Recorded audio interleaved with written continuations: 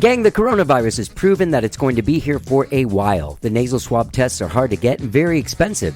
Well, our friends at Pro Results are doing rapid COVID-19 antibody testing to let you know if you have had the virus. They take cash or credit, no insurance needed, no doctor appointment required, and you get your results in 15 minutes. Tell them you heard about them on How Did I Get Here and receive 15% off of your tests. Just go to ProResultsAustin.com/HDIGH or follow the link in the text of this podcast for 15% off antibody testing for COVID-19. And you may ask yourself, well, how did I get here?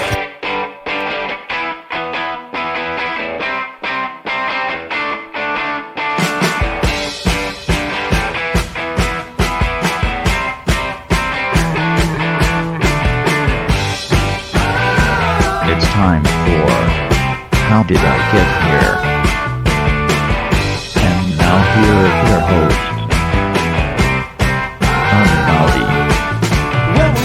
All right.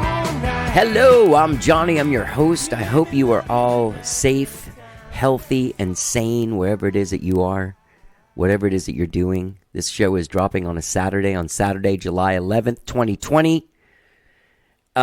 This is a very special episode of How Did I Get Here? It's kind of self-celebratory, but I don't really mind because I used to be in this band called Goudie, and on July 11th, 2000, 20 years ago, to the day that this show is coming out, we put out an album called Peep Show on TMC, Elektra Records. TMC was the music company. It was owned by Lars Ulrich from Metallica, and he signed our band in 1998, and we put out one record for his label. It was called Peep Show, and today is its 20th anniversary. Can you believe that, man? 20 years. Time is just a total... It makes my head explode. It's like the emoji where the exploding head is happening. That's what's happening when I'm thinking about this record. So, in celebration of that, I thought I would invite my friend Einar Pedersen, my musical partner for more than 25 years on a lot of stuff. And in Goudie, like we started this band together.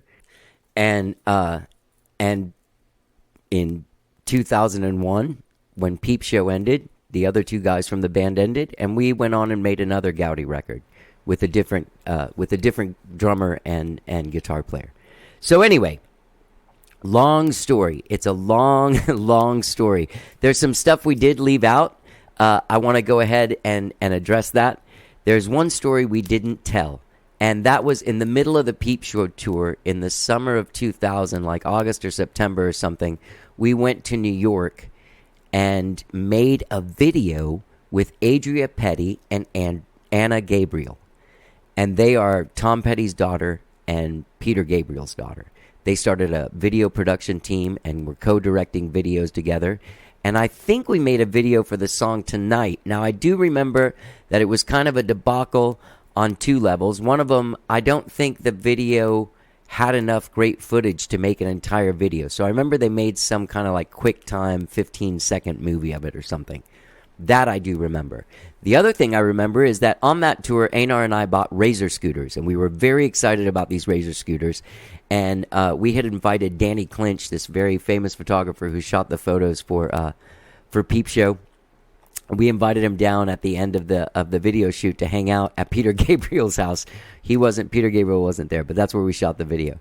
And to meet Anna and Adria and to hang out. And my ex-wife was there. We were all hanging out. So we invited Danny Clinch, and Einar and I got really excited. And I went to go show Danny my Razor scooter because Einar and I were so excited about our Razor scooters. I went to show him my Razor scooter, and when I opened it, my finger got caught in one of the metal pieces, and it cut the tip of my finger. The pad of my finger just came off of my thing, and it was just dangling by this little piece of skin, and I passed out and had to go to an emergency room in New York City. It was all weird, and then once I realized I didn't need stitches, I just walked out. So anyway, that's a story we left out. Some crazy shit that happened at Peter Gabriel's house with Peter Gabriel's daughter Anna and Tom Petty's daughter Adria and Danny Clinch. Insanity. Anyway, the stories, we have a lot of stories. A lot of things went wrong. A lot of things happened. One thing that I do want to say is that I was a different person then. And I know that there's a lot of blame shifting and a lot of, well, if this wouldn't have happened, maybe that wouldn't have happened. But I know I could have been a better person at the time. I feel like at that point in my life, I had gotten really good at writing songs and performing and just not good at anything else. And so when Peep Show ended, and it ended in like January of 2000, I think they called and pronounced the record dead. Our drummer quit, and then we tried to do some stuff with our guitar player Jimmy Messer, fantastic musician, and then it didn't, and then that didn't really happen. And Einar and I wanted to leave the label, and Jimmy left the band, and so at that point I'd had like a mental breakdown, like a terrible mental breakdown, and my wife and I separated, and I started going to therapy, and I started working on myself. It's been a long journey, but when I think back on those times, which I did a lot preparing for this podcast, I was a fucking disaster. And these stories are all funny, and there's stuff that's going on, but there was a lot of people that were hurt. Over those years, we fired a bunch of people. I hurt a lot of people I didn't mean to. There was a lot of crying, but there was also a lot of laughter. There was a lot. It was a very intense time. There are a lot of celebrity guest stars in these stories, and anyway, I love Einar. I love Jimmy Messer. I love Bill Lefler. I love those guys. I don't think I was ever in a more creative group of people than that.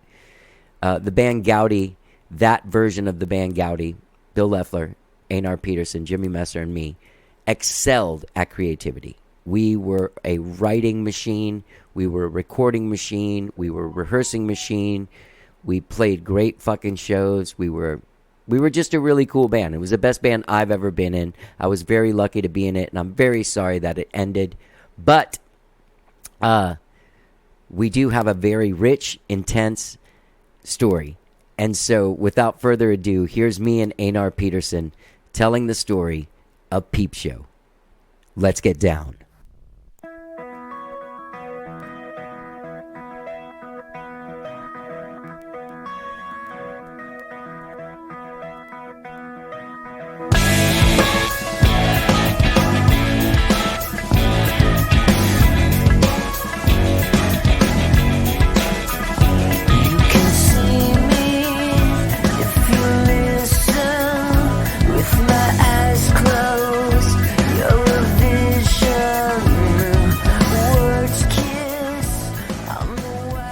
It was 20 years ago today.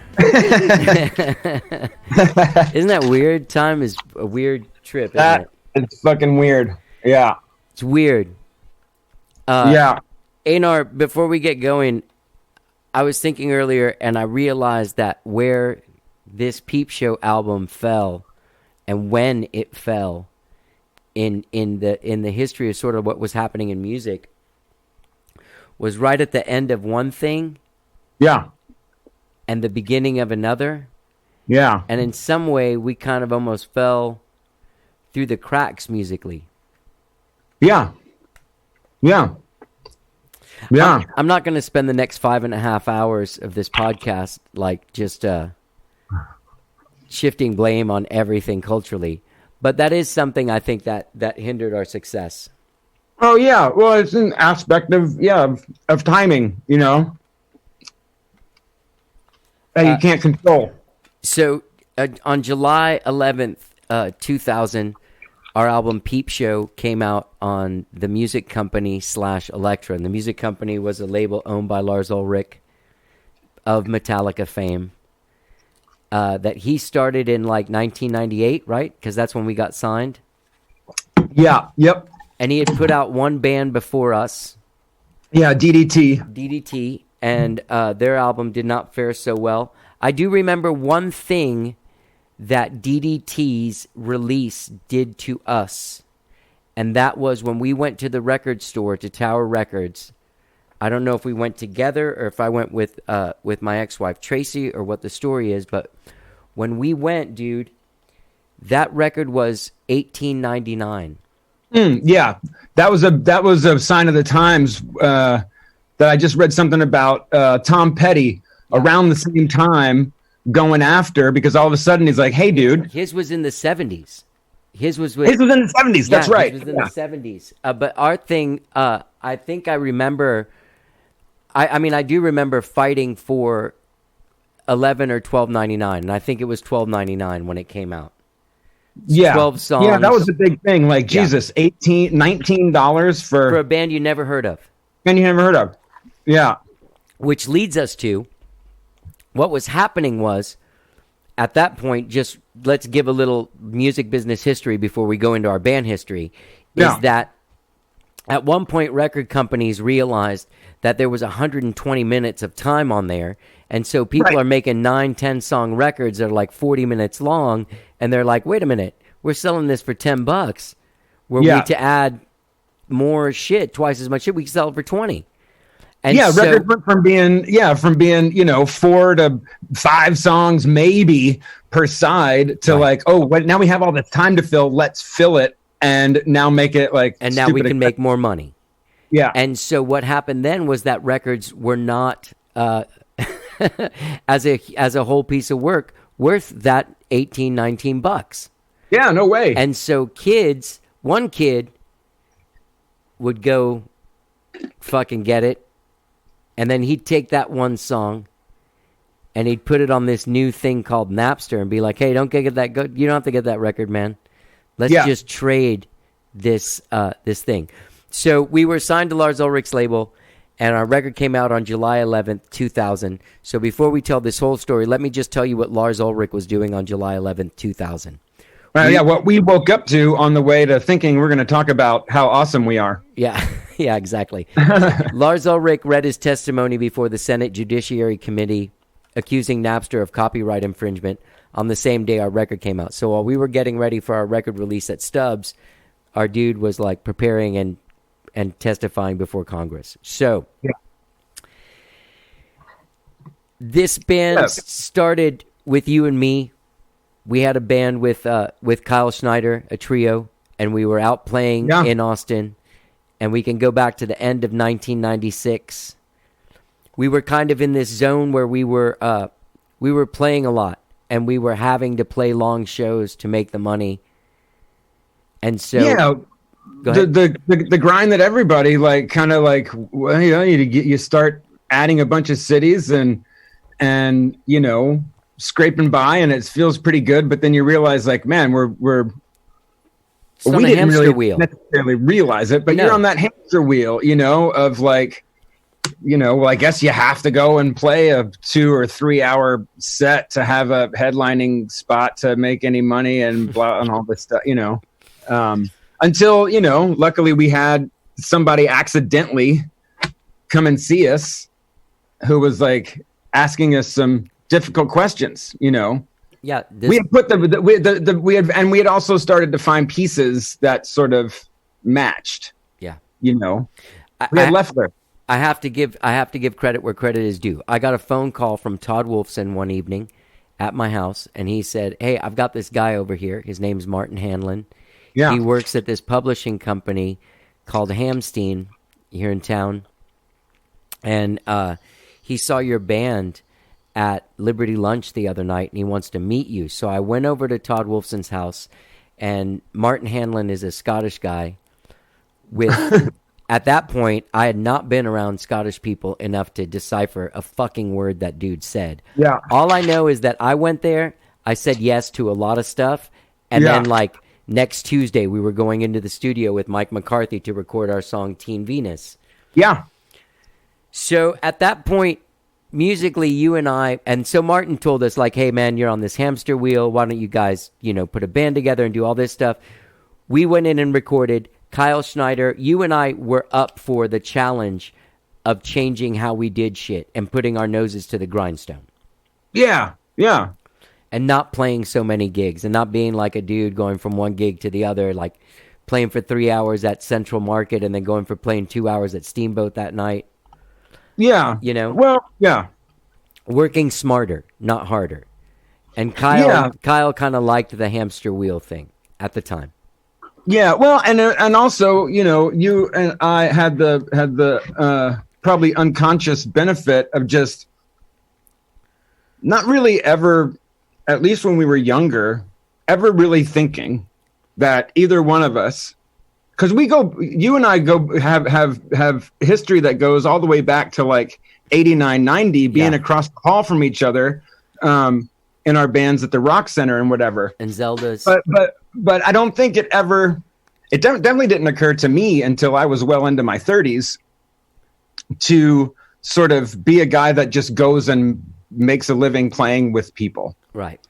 We were always of the that never crossed our minds, because honestly, we probably didn't think that either one of us was capable of it. But that wasn't as appealing as just the U2 model. Being in one thing with your dudes that believe in it 100%. And that's all you do. You go to your day job so that it can facilitate that. You're not trying to go out and play a bunch of gigs. But then, you know, even that sort of still feeds into that thing when you kind of get comfortable as somebody that's young. And yeah, grinding out just those whatever gigs for a couple of $100 just because, you know, you can afford it. But it took Martin to make us realize, like, look, you guys are trying to attempt something else. And in order to try to stick the landing on that, you need to recognize whether or not anybody like really gives a shit about what you're doing right now.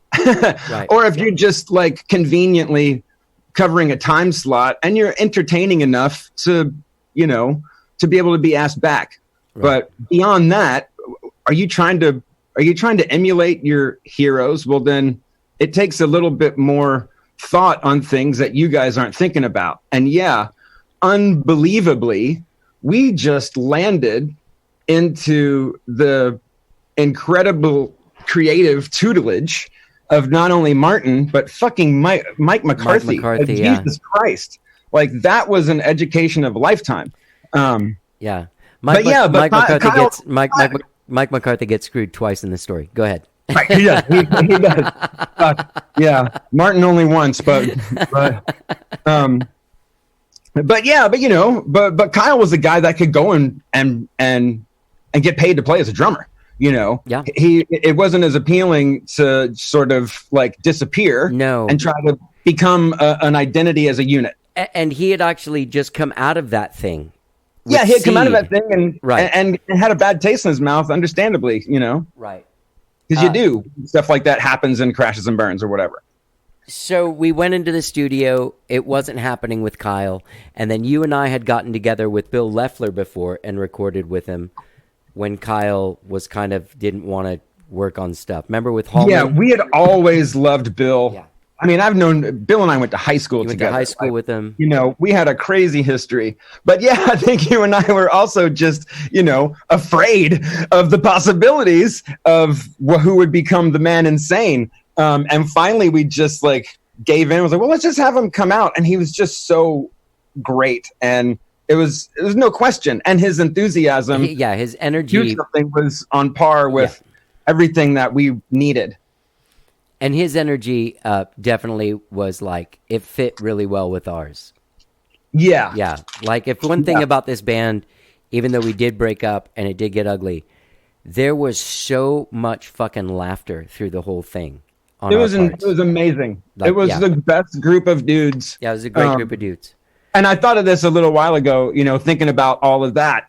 You know, because next it was Martin who was like, hey, there's this kid that, you know, is working in the office at Hamstein Publishing that you guys should check out as a guitar player. And you know who we got? It hit me today. I don't even know if we like had said this before or not, but it just hit me today. It's like Stillwater from Almost Famous. We got our guitar player with mystique. Yeah. We had the tall, good-looking kid who was kind of quiet, but still really funny. Yeah. You know, he didn't require the attention that we did in a room. No, but we had our guitar player with mystique, and that sort of, and it was Jimmy, I think, that made the three of us really buy into like, okay, let's do something, because we had the pieces, we had all the people available to make the things sound in front of people the way that we were trying to make things be, you know? Yeah. And he was the puppy and was just like so down and such a talented guitar player, and just a great creative influence on the whole thing. Yeah. Well, that was the other thing is that, well, let me quickly, right as we started talking to Jimmy, the same week we met Jimmy, I went to Los Angeles on the dime of that company, Hamstein. That's right. And one of the things that they were sending me to go on a songwriting trip where I was writing with a bunch of different writers, and they gave me my per diem before I left, but they forgot to get me to sign a contract saying that all of those songs they owned 50% of whatever I did. And so when I got back and we had these, there was a couple of songs that we thought had, I wrote like 4 or 5 songs, and then like two of them went the distance, like Hello, Good Morning and Julia. Yep. That ended up on Peep Show, and we recorded Hello, Good Morning for Peep Show, but it never was on there. But everybody was like, they're like, hey, man, you got to come in and sign this thing. And everyone was like, hey, man, you really don't. You really don't. Not anymore. And so I didn't. So Hamstein gets screwed in this story twice as well. So so we come back. We all of a sudden, like, that was when I came back from that trip. We played I remember this distinctly. We played a gig on the roof of Iron Cactus, some KLBJ show. And then after that, we just went underground and just went to work. We just started rehearsing a lot and writing songs a lot, writing a lot of songs. Yeah. Yeah. We had already been, again, back to just, the stuff that we had been separately a part of in our younger days, just accidentally had a really strong work ethic, being the guys that were just at the jam place all the time.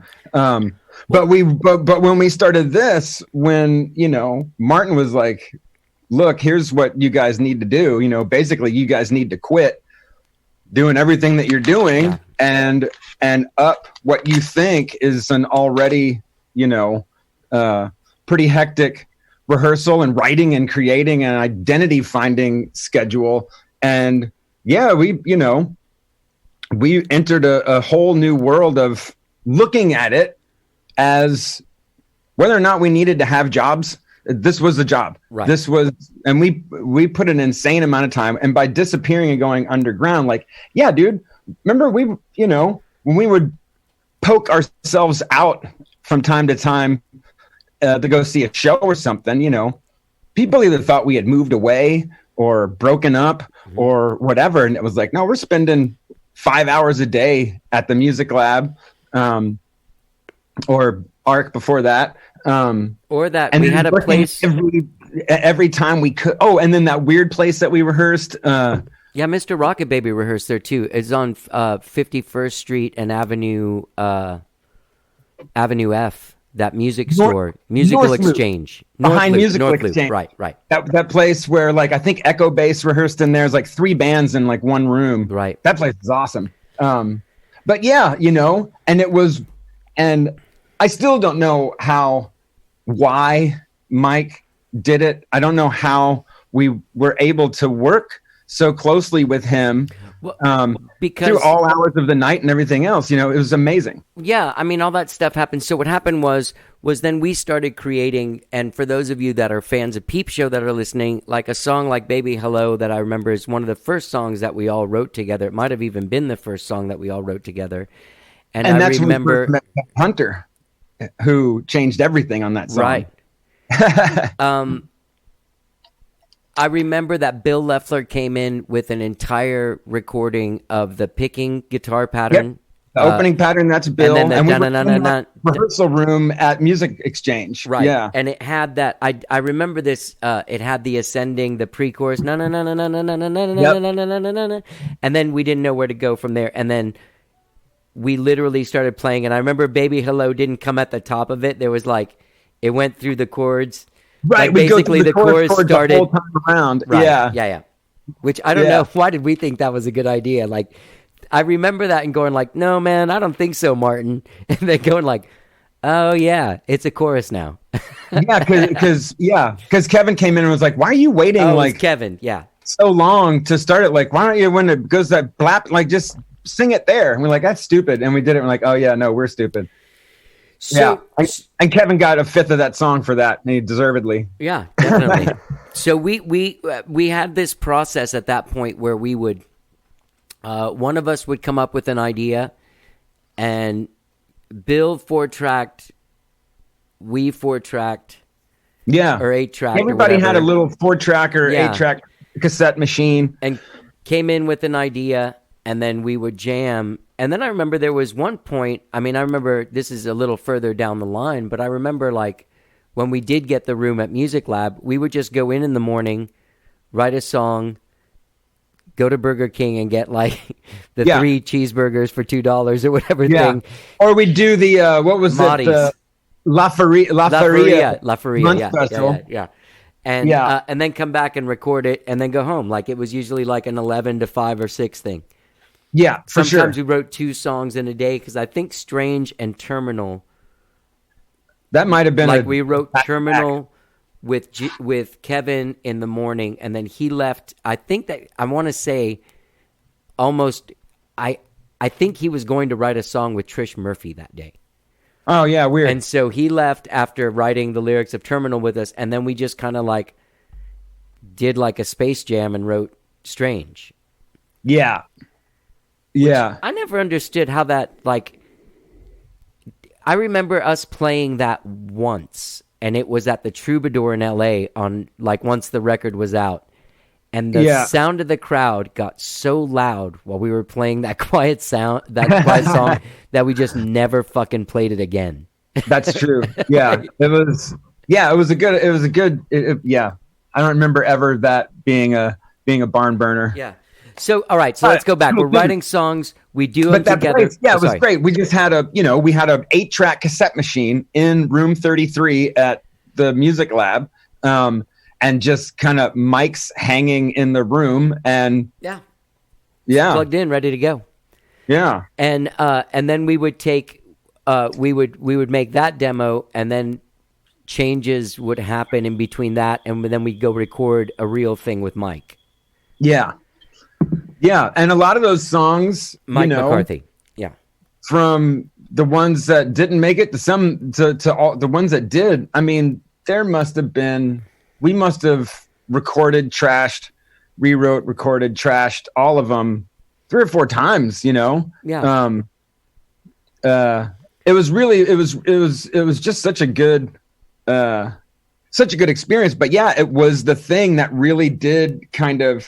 If there was a time machine aspect to us, it got us out of sort of being complacent about just being okay with where we were at and being forced to like try and see if we could make a product with people who knew better than us that somebody might want to take a significant chance on. Yeah. Well, so here's where our manager then was Martin Hanlon. He had helped me and Einar put this band together. He had sort of given us a work ethic. And then he had these connections in the music business. His buddy Jed Malone was a manager with Miles Copeland, Sting's manager guy, and he was married to Jane Wheatland of the Go-Go's. And they all started kind of taking a shine to us. And then Martin, through his, managerial skills and like being a serious fucking hustler, was like, hey, look, man, Mike, when these guys hit the big time, they're taking you with them. You know what I mean? Yeah. And so everyone was doing a lot of stuff for us. Tracy, my ex-wife, was, doing whatever artwork she could. Everyone was basically doing it for the big payoff at the end. And when we had like a crew on board that were all just kind of working for the thing. Kevin was, Jane was, Jed was. And then Martin called on his buddy Paul Kerr, the brother of Jim Kerr from Simple Minds. Yeah. Because they were starting a management company. And then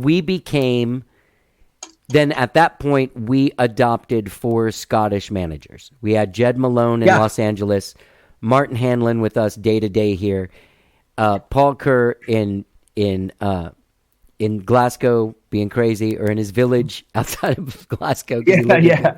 And then Jim Kerr sort of like, being the guy that comes in with the big dick at the end of the thing. And no pun intended, because apparently he does have one of the biggest schlongs in all of rock. Yeah.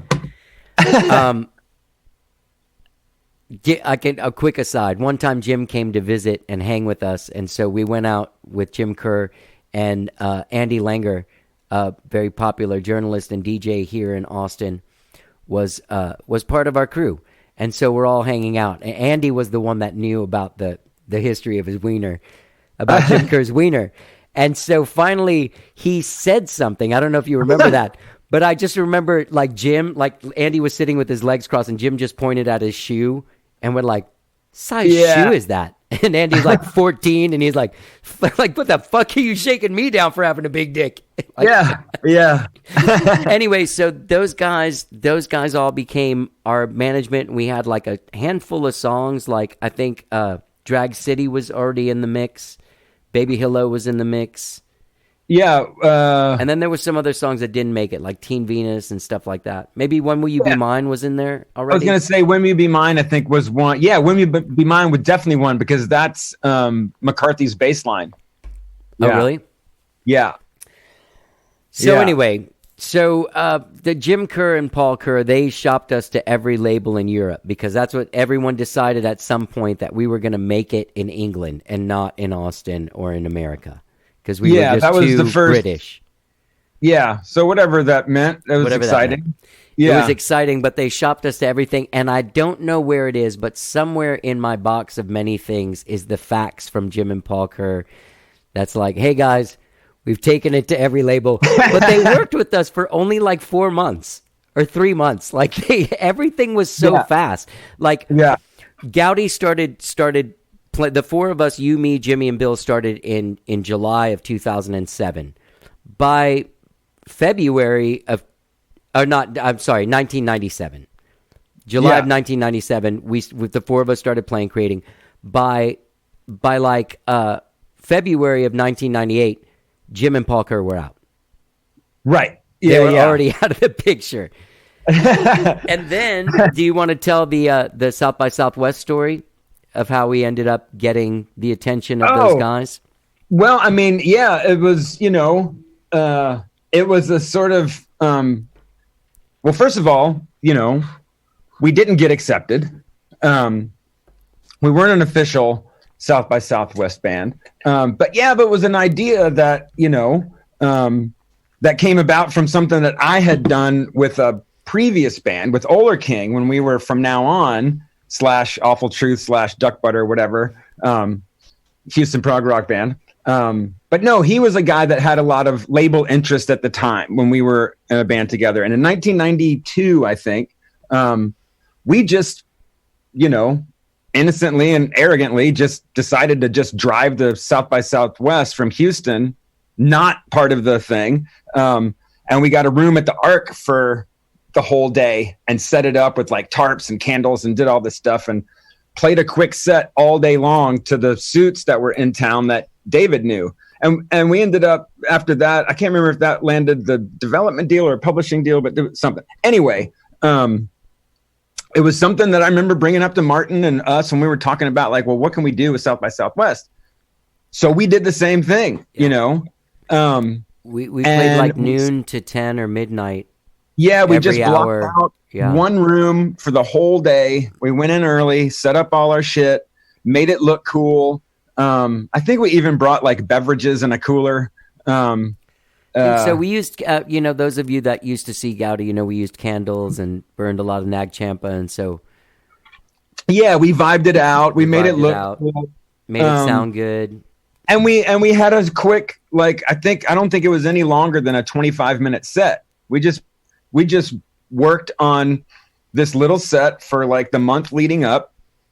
And then I think we really only had about a handful of people that we actually knew were going to maybe come by,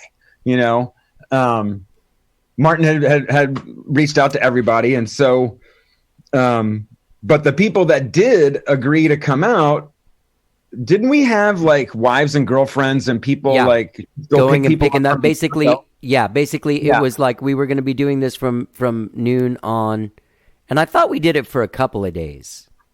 No, we just did it for one day. We may have gone in the night, dude.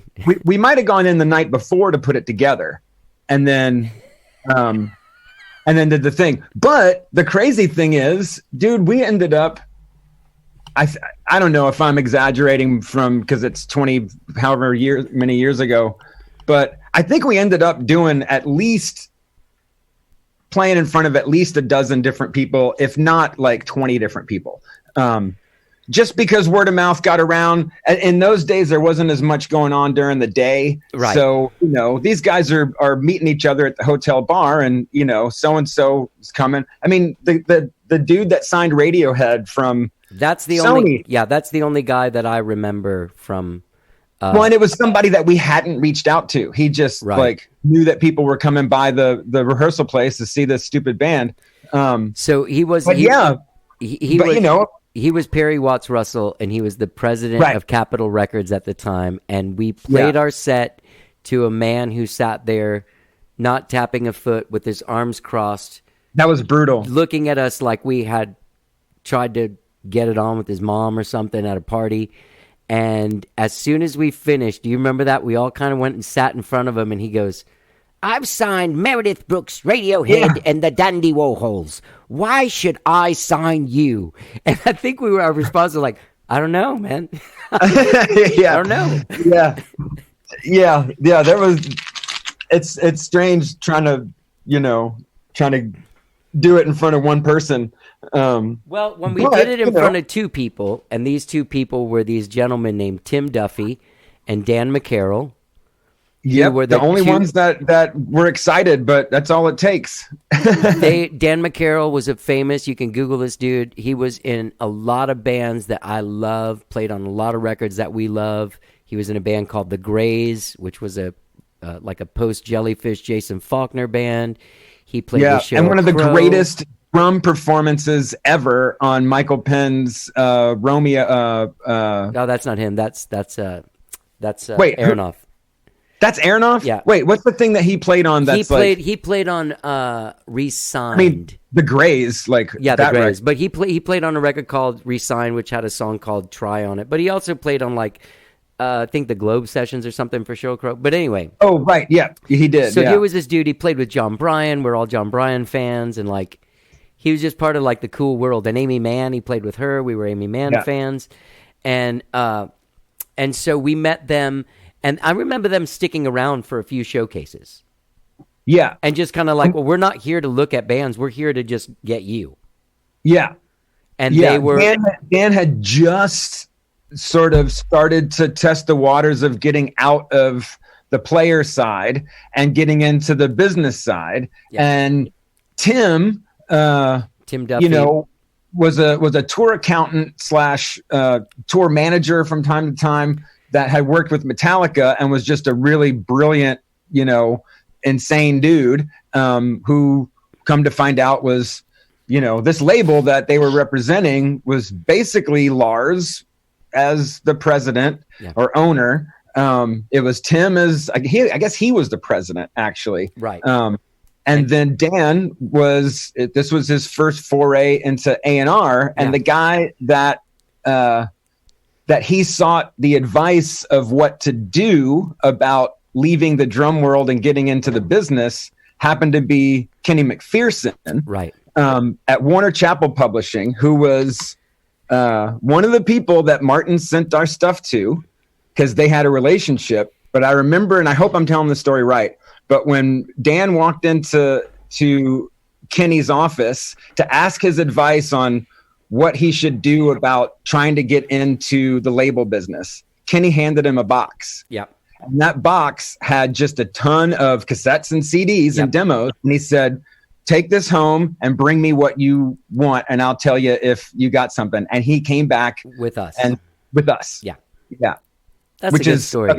That's a great fucking story. Yeah. And regardless of anything, and especially after getting to know Dan and Tim, and still those guys still popping up in our lives from time to time. Man, that's just one of the greatest things. Like, he took that whole box that I don't know who was in it. I don't even care, but he picked us. And Brooks and Radiohead. No, I'm just joking. It was probably, I don't know. It was probably something that Kenny, like, it was a fix, but I don't know. I'm going to believe he really loved it. Yeah. So then okay, so then those guys left and they were like, we want to sign you guys. Then we pooled our money together and we went out to LA and we showcased at the Viper Room to sort of make them pull the trigger, right? Yeah, and a couple of more private showcases. Remember we went to Leeds? Yeah. We went to that's a Beef rehearsal room in LA.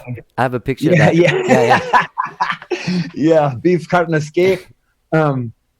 But yeah, we did, because I remember we had gotten sort of a cold reception at our South by Southwest thing other than these guys. But it was one of those examples of, once you get someone talking, all of a sudden other people have been interested this whole time. And so we did end up showcasing for a few more people, even for the Elektra brass, who were maybe like considering, well, maybe the parent company should take these guys and not you little guys. But yeah, we did that. Then we had a showcase at the Viper Room, which I remember being a huge learning experience for myself, because I had bought clothes, right, to wear for that big show. So fucking important. But I had bought clothes that, for one, stylistically spoke nothing to what I was normally comfortable in and fucking cool in, by the way. But for some reason I had to up my game. Second biggest mistake was I didn't wear them at all before getting on stage in front of people. And so I'll never forget that curtain at the Viper Room. That's so cool. Opens up and we fucking 3, 4 into it. And I realize that this foreign material that these pants that I'm wearing are made out of is adhering to, I guess, the veneer of my bass, and it's sticking to my pants. And that's all I can think of. And then in that moment, I also realized, dude, this shirt is like 2 sizes too small and makes you look like you're from Miami. Like, what are you doing? And it was just this whole horrible psychic apocalypse that was going on in my head while I'm trying to impress like people in Metallica. Yeah. It was horrible and great. Yeah, it was great. We have to give a shout out. There's a guy that's not going to get a lot of mention in this just because he's really cool and only was there to help. So there's no like extraordinary insane stories, except for that he kind of kept us happening. Was Wofford, our lawyer. He was there throughout this whole thing too, and he was real cool. Okay, so anyway, so finally, so that was I want to say that was like in May or June of 1998, and then it was an entire summer. It wasn't until I have the ticket from the show. We got invited to go see Metallica on August 2nd, 1998 at the Woodlands. And we all piled in a car with Martin. And didn't Jed come to town? Yep, Jed was in town. And yeah. And it's important to note that, this is, when was it? Was it August? August 5th. Yeah. So, this is August 2nd. Yeah. Okay. So we had been, like you said, we had started all this negotiating, like the dream of the record deal is coming to fruition, but the reality of the painful process is also being learned for the first time in many respects. Because, it was months of going back and forth and changing things, all useful things. Like, obviously, the last thing you want to do is just sign a contract, but it took forever. And we didn't really think that... No. We didn't think it was happening anymore. The last few things that we were kind of like, hey, can we do this? Everyone had come to a point where they're standing their ground, and we didn't think anything was going to happen. I don't know if you remember this, but this was before everybody had cell phones, okay? You and I got cell phones like a month later, but Jimmy, our guitar player, was the only guy with a cell phone. I remember being in the back, being in the back of like some kind of like SUV, and talking to Wofford on the phone, who it then like Wofford made it really sound like nothing was happening. And I do remember going like, why are we driving then to Houston to see Metallica? Right. I remember we were like, yeah, because of all of that, we didn't realize that what was happening were smoke screens, but they were working well enough, and it had been such a process that, yeah, I remember us being like, it's cool that like he's inviting us to go see Metallica, right, but right. Yeah, we wanted a fucking why are we deal. going all the way to Houston to go see Metallica when our deal with him is going to fall through? Like whatever. I remember us like being like annoyed dickheads in the van all the way over there. Yeah, totally bummed. And then we met up with Dan, right? Yeah, and we were like, why this? And it was weird that Jed was in town and Dan was there and Wofford's calling us. But everybody made it seem real bleak. And then we saw Lars before the show. We had met him once before. Yeah. But then we were backstage, and he came up and was talking to us and like not really super friendly. Right. And he was, hey, here, you guys, I'm going to take a shower. Yeah, I'll introduce you to the guys. Yeah, just whatever. Here, go in this room here, which is, by the way, a room that I've been in probably a dozen times. Oh, since then. Yeah. And it's so weird to walk past or to have that as like my dressing room, like after that. But yeah, we went into that room. Well, wait. Hold on. Because there's a really good thing. When Lars goes to excuse himself, Jerry Cantrell from Alice in Chains, who was opening for Metallica, came walking up. And he came walking up very concerned and was like, they had been in San Antonio the night before playing, and he walks up, and we're in the middle of this conversation with Lars. He's like, Lars, have you seen my dad? Yeah, the rooster was there. The rooster was there. It was awesome. Lars is like, I don't know. Last I saw your dad, he was like with 4 strippers last night. And then like 10 minutes later, this old dude with like a cowboy hat and a fucking rooster belt buckle, and the back of his belt says the rooster, shows up with 4 strippers in Houston. He was awesome. Yeah. He was happening, man. He was like the rock star's dad, dude. He was eating it up. Yeah. So anyway, we watched the Metallica show, whatever, and we go backstage afterwards, and we go sit down in this. Put us in that room. He puts us in a room. There's coolers everywhere, and we're kind of sitting on them, and we don't know what the hell's going on. Now, yeah, and we're like, that's the other thing that's like halfway embarrassing is that like we weren't even like cool enough to just like start opening up coolers to just like steal alcohol. We were so like nervous of like. Well, we thought he was just going to come in and go like, "All right, see you guys later, thanks." But then he comes in, and there's like these weird FedEx envelopes on the table, which I remember seeing. And then he just kind of was like, hey, so, we were like, oh, good show or whatever, dude. And then he goes, well, guys, we kind of come to a point with your contract that we can't really go any further. Yep. So, great meeting you. You're great guys. You guys can go back to Austin, or you can sign these record deals. And he dumped out the fucking, and we were all like, what the, who fucks with someone like that for a whole day? Yeah. A bunch of Scottish dudes and Lars. Yeah. And it was awesome because all of the fantasy was gone. All of the romantic aspect of signing a record deal was gone. And for any fault that, anybody had along the way, that was really awesome that all of those guys, Lars included, like did that because, we were actually surprised. We were shocked. And we were all sitting on the coolers of the goddamn champagne to celebrate the moment. Yeah. Yeah. And then members of Metallica came in. James Hetfield came in and farted. Remember that? Yeah, he was like, how you doing? Burp. Yeah, that was weird. Anyway, all right, so then we went to this weird party. Lars couldn't hang with us because his wife was going into labor, so he was flying to New York, and he offered us, I remember, he's like, you guys can fly back with me and then just fly back tonight afterwards. And like no, that sounds weird. Like fly to New York and fly back just to fly?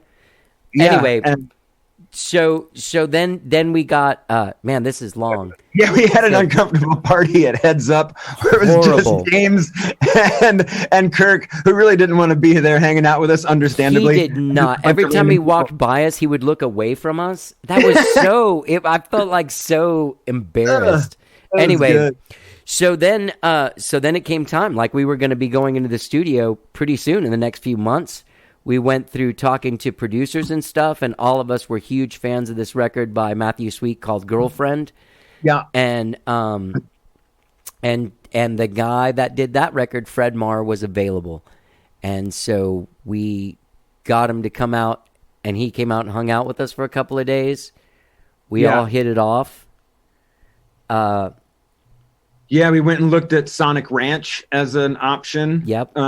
To record, but you know what? I'd like to get Push Monkey took us on tour right then, right when we got signed. Oh, right. Push Monkey took us on a run, like a regional thing that was really fun, and they were really nice. And during that time, our friend Jeff Van Zandt started off as as our tour manager and sound guy. Yeah. He unfortunately passed away last week. That's a very sad news. But he was a nice guy, an interesting guy. But there was a guy that we met on the road that worked for the LD Systems that was doing the system at Numbers for the Push Monkey show. Right. And we were checking our vocals, and you and Jimmy kept on asking for more monitor. And Jeff was like, "Man, I can't do anymore." And then start feeding back. And then Nick Brown, this crazy English dude that had been hanging from the ceiling, hanging speakers, just walked up and he pointed at you and Jimmy and goes, You, sing on your fucking mic. And he walked away. Yeah. And the four of us fell in love with that dude. Yeah. Completely. Yeah.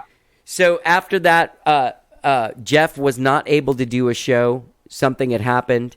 And so we got Nick. We were like, there's an English guy that works at LD Systems. And then he went and met us at a show in College Station. Yep. And then the rest was history, because a few months later, after we decided to go to LA, we were going to Sunset Sound for a couple weeks to record, the legendary recording studio. And then he was already our guy. He drove all of our gear out there, remember? Oh, yeah. And yeah, he became that guy really just out of spite, because he was just like so angry that we weren't like doing stuff the way we should. It was amazing. Like he was the funniest, sweetest guy that I could yell at you in that accent in the best way. Yeah. Fantastic, man. You know what? I'm going to send him a link to this, because he was just like, okay, so now Nick was part of our life, and he brought in Mikey. And he brought in Mikey a little bit later, and who was another beautiful human being. So we go out to Los Angeles. We move into this place called the Oakwood, which is very famous. There's a documentary about it. It's on Barham, in between Hollywood, like right there at the cusp of Hollywood and Burbank, where the Warner Brothers studio is. Very, very popular place. Nirvana stayed there when they were recording Nevermind. It's a furnished temporary apartment complex that caters probably mostly to like moms and parents trying to get their young children into the business. That's what the documentary about it is about. It's about pilot and then season. Lots of bands like us going to like record, and it's a cheap place for everybody to stay in an apartment. Yeah. So we lived in this 2-bedroom apartment. We started working at this legendary studio, Sunset Sound. We went in, and it was done like up to this point when we recorded with Mike McCarthy and we recorded on our own. We would record a whole song at a time. And so at this point, our sort of groove of how we worked as a band, where it never got boring for anyone. Yeah.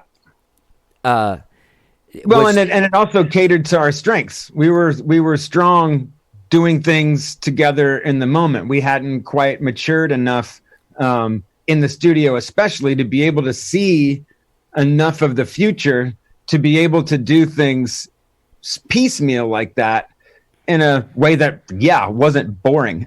Yeah. So we spent basically 2 weeks recording bass and drums.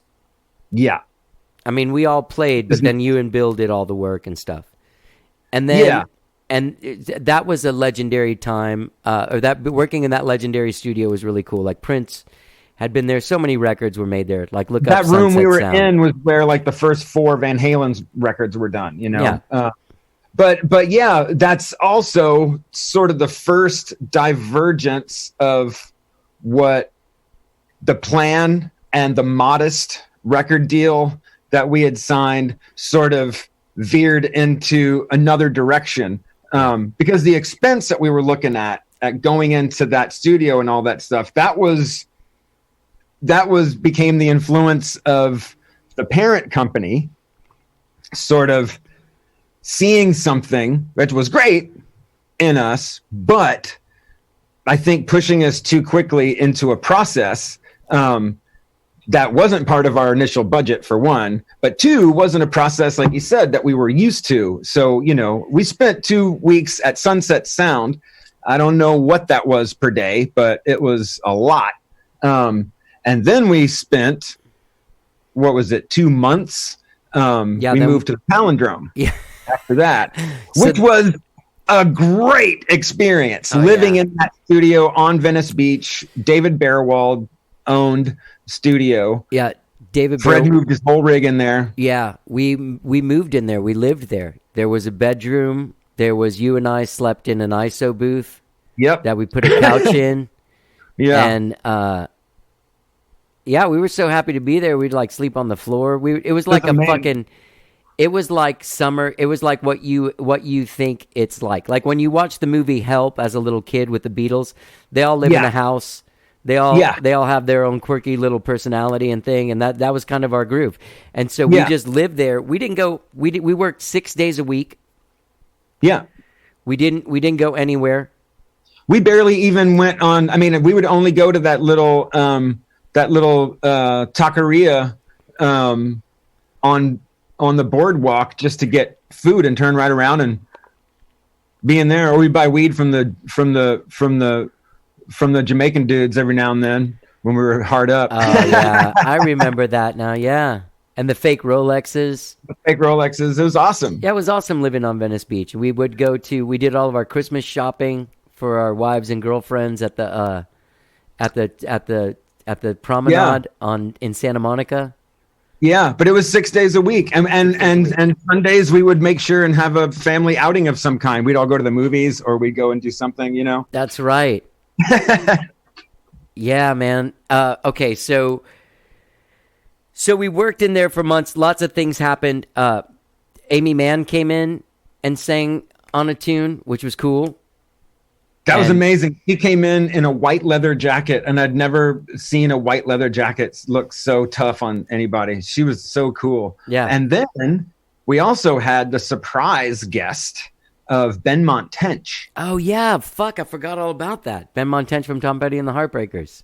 Dude, because Dan McCarroll, again, who, is a guy that's played with many people and, was a fixture, also happened to be bros with Tom Petty and those guys, and just kind of, I don't know what we were talking about. Like, hey, if we could get a piano player, and I think he just said, like, I can get Benmont over here. And we were like, what? On one of our trips to LA, I remember, I think the one where we went out to showcase at the Viper Room the first time, we all went, he took us to go see John Bryan.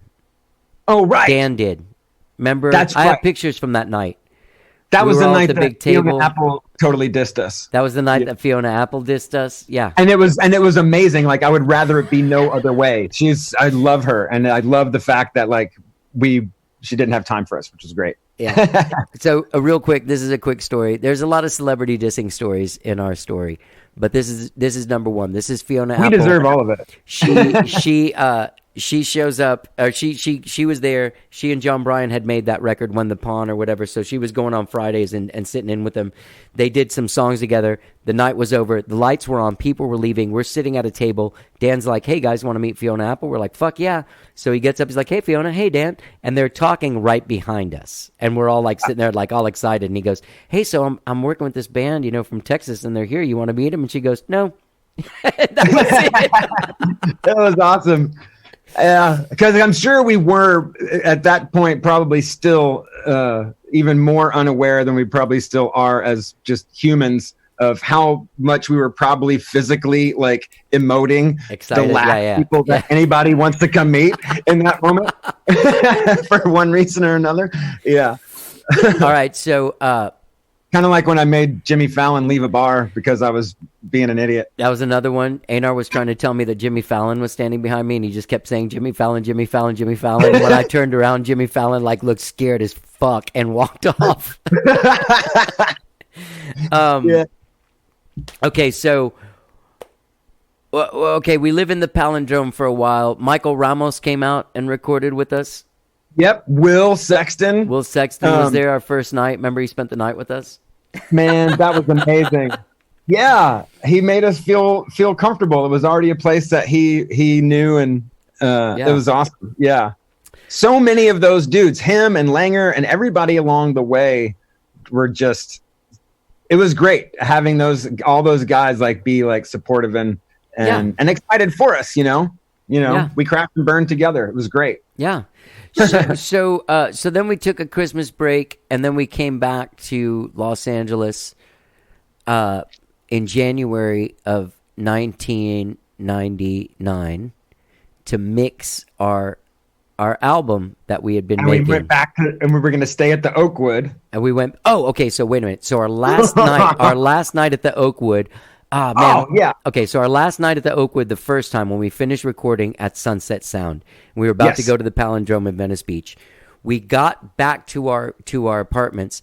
The Oakwood is 26 apartment buildings sprawling over this giant property, hills, all kinds of crazy shit. It's beautiful, but it's very, very overwhelming and huge. And when we pulled in by our apartment, by the one building that we lived in, there was cop cars out there, fire truck, a fucking EMT, and all this stuff. So we parked our shit far away, and we got into our room. And then about an hour or so later, we got a knock on the door. It was a cop, and the cop says, "Hey, there was a guy downstairs. Did you hear anything? This guy killed himself." And we're like, "Oh no, we just got home like an hour ago." So then we left the Oakwood.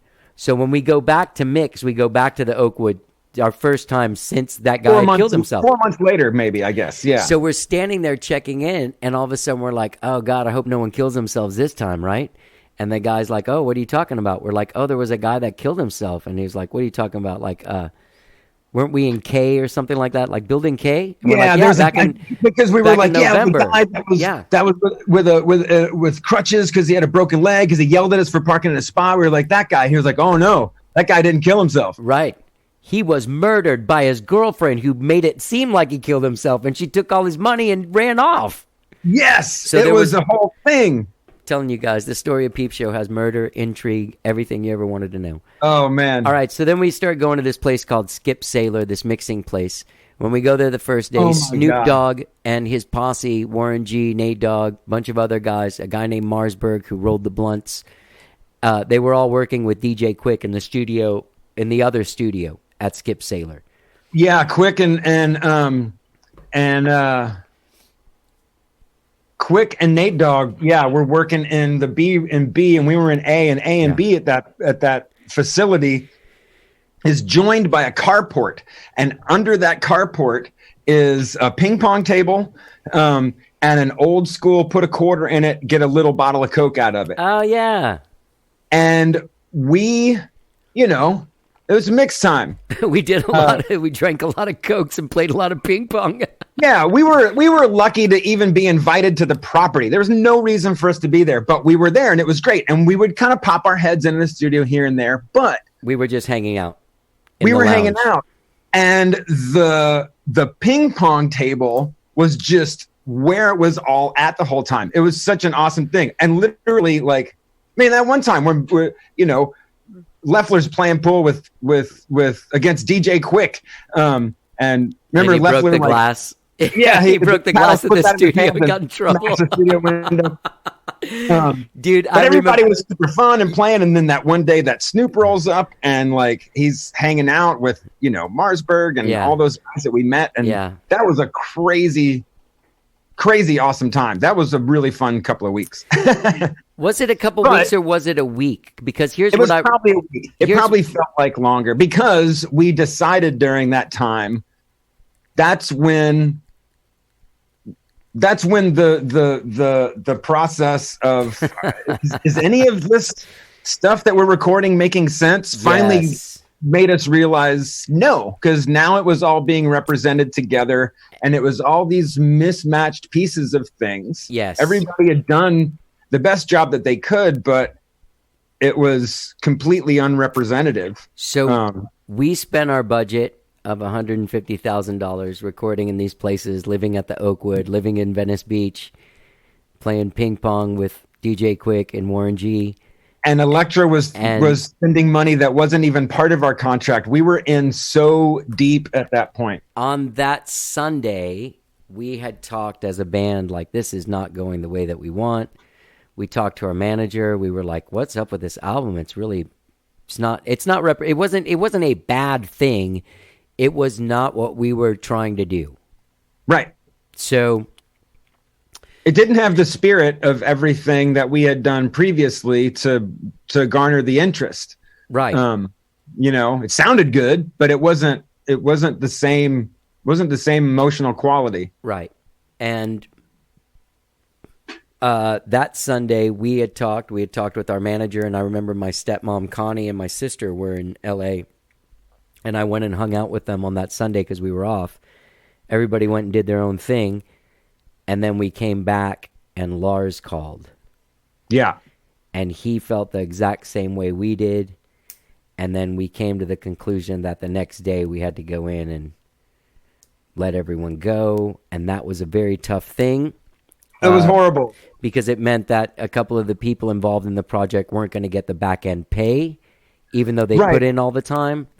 And the very real possibility that we had just signed our own death certificate because we didn't know if we were going to get laughed at when the powers that be found out that even Lars thought it was a good idea for us to go and redo this thing. Like the possibility, we were like, well, we're done. This is it. Well, yeah. So, But making that decision was important because what we found out was, they were willing to take that next gamble. And luckily, we were able to finally make good on the promise to McCarthy. That we really wanted him involved. Right. So when it came time to make our big album, we got the big budget. We did not take McCarthy with us. That's the first screwing of McCarthy. But what happened was when we fired... was part of the pressure of the parent company taking over because they dangled money and studios in front of us and we had no choice but to pick somebody from their stable. Right. And that's what we were told was these people... Mike McCarthy hadn't done Spoon yet. He hadn't done the Patty Griffin records yet, Right. So he wasn't... He was a guy... He was in the same trip we were. Yeah. So anyway... So we had to go tell these guys, fire these guys, and I did become extremely emotional during the fire. I remember Lars was like, I'll go fire them. And we were like, dude, we've become friends. We've lived with these guys for 3 months, 6 days a week for 12 hours a day.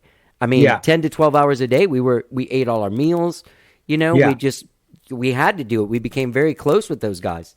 Yeah, for half a year, basically. Yeah. And so we do the deed. I become emotional. I go walking outside, and as I'm walking outside crying, the first dude I run into is Snoop Dogg.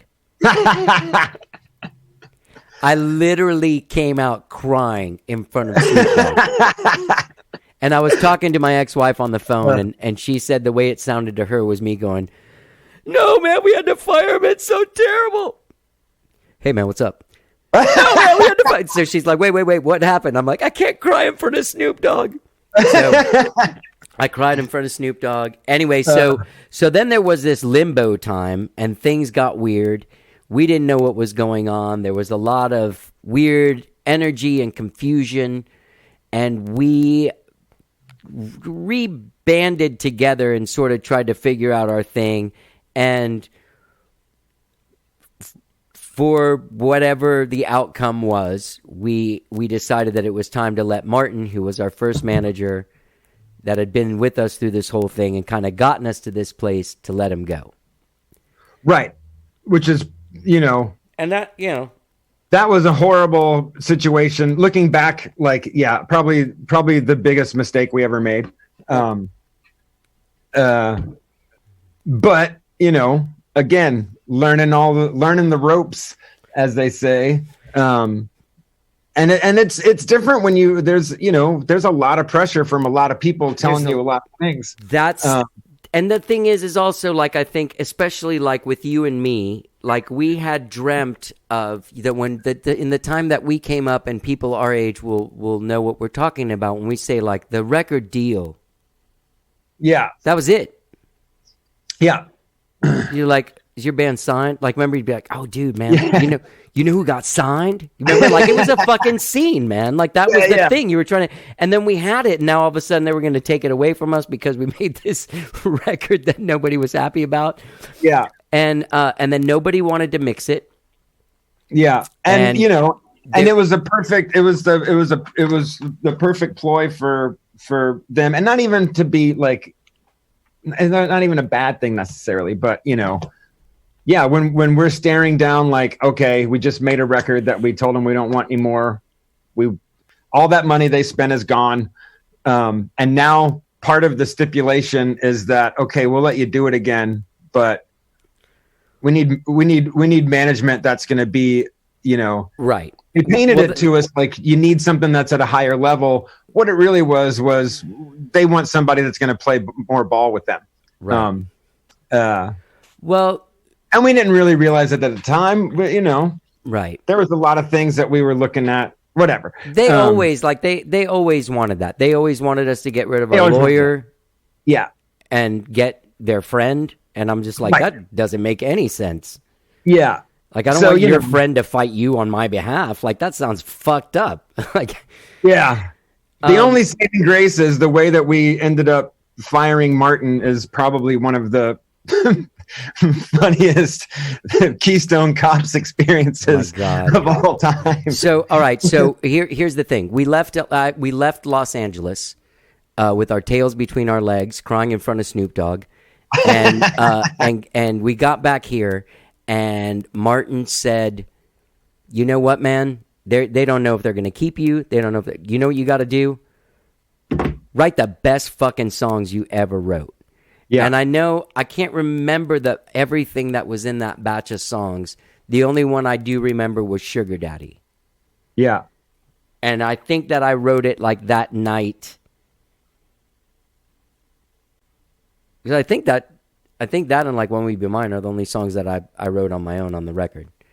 Because the rest of them we all wrote or wrote with somebody or whatever. But that one, like, I went back and did, and then we went and recorded that with Mike McCarthy again.